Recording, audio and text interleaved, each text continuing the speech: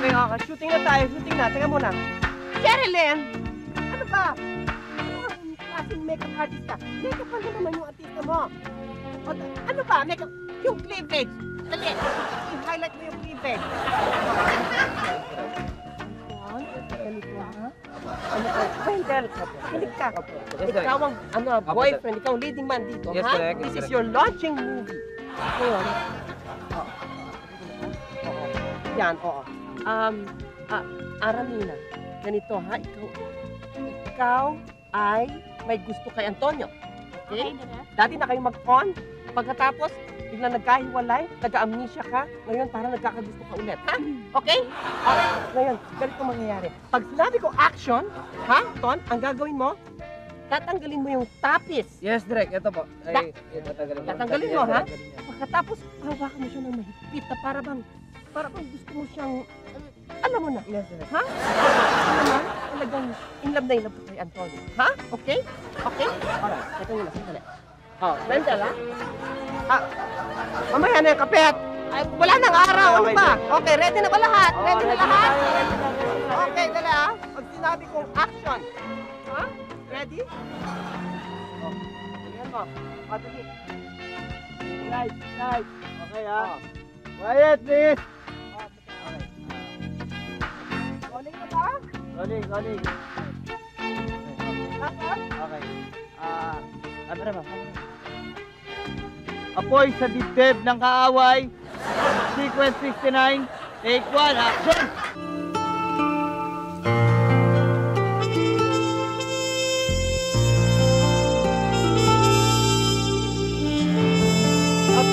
Teka lang, teka lang. Boys! Yes! Sino to? Ano ba nagsushooting kami dito? Sino ito? Myself, ako si Manduling. At ako ay taga-MTR TV-TV. Magdulil!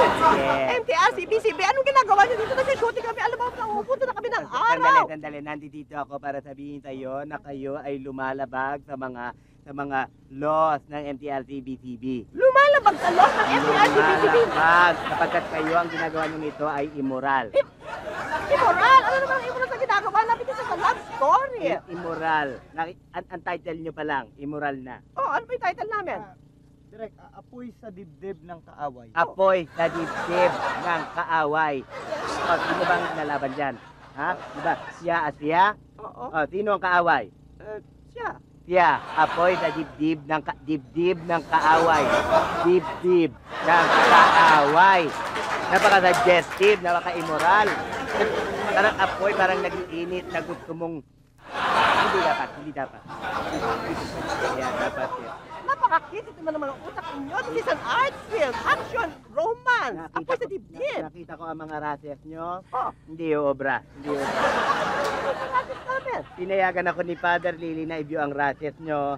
At nakita ko maraming mga kaimoralan. Eto, nilista ko. Andi dito ang isang eksena doon sa morgue. Naalala mo? Okay, siyempre.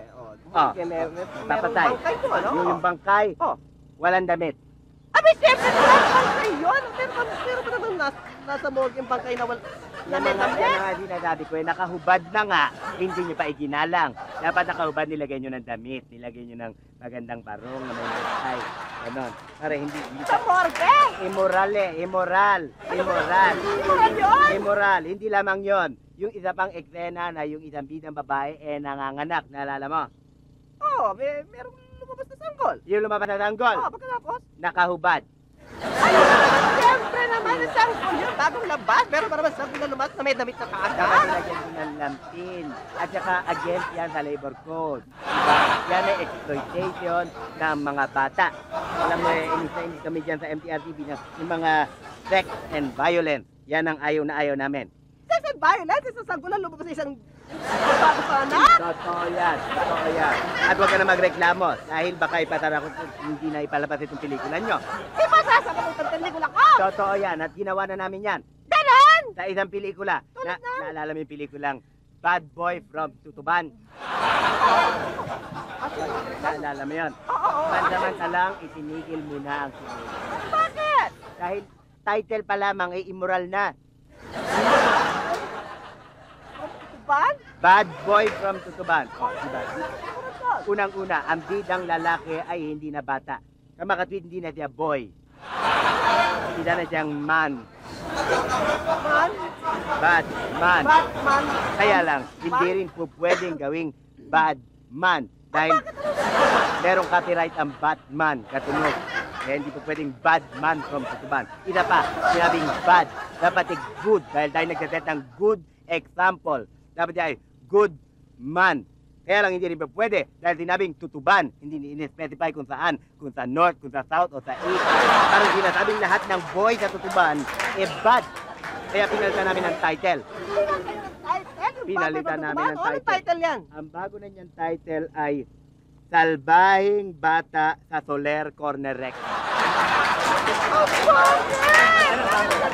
Katotohanan at hindi immoral. Kaya itong pelikula nyo, dapat baguhin na lahat. Mandali! Sigurado ko ipapatigil itong pelikulang ito! Sigurado ako. Well, kung ganun lang, kakausapin ko si Father Lily ngayon din, I quit! Pwede ba kumit ka? Namin, dalawang eksena na lang, tapos na yung pelikula namin. Huwag ka mag-alala at ako na lang ang gagawa ng paraan. Ako ang tatapos ng pelikula ninyo. Ha? Dali. Paano gagawin namin, Direk? Madali lamang ang gagawin nyo. Pagka tinabi kong action, susundin nyo lamang ang aking mga instruction. Ha? Wala namang audio ito, hindi marinig ang mga salita nyo, kaya kahit magsalita ako, okay lang. Direk, Okay? yung eksena po, paano po gagawin natin? Basta, ako na bahala. Pakinggan nyo sasabihin ko, ha? Yes, Direk. Para sa hindi immoral ang inyong pelikula, ganito na ang gagawin natin. Ready na kayo, Clapper? Clapper. Ang gagawin nating title ay Mabait na Mga Tao. Mabait na mga tao, sequence 69. Take one. Action. Ibalik mo yung tabi. Ibalik mo yung tabi.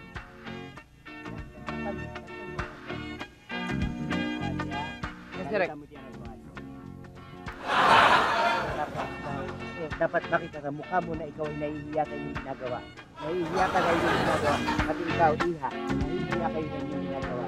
Pagkatapos, kukuha ka ng dahon. Kukuha ka ng dahon, tatakpan mo. 2 dahon.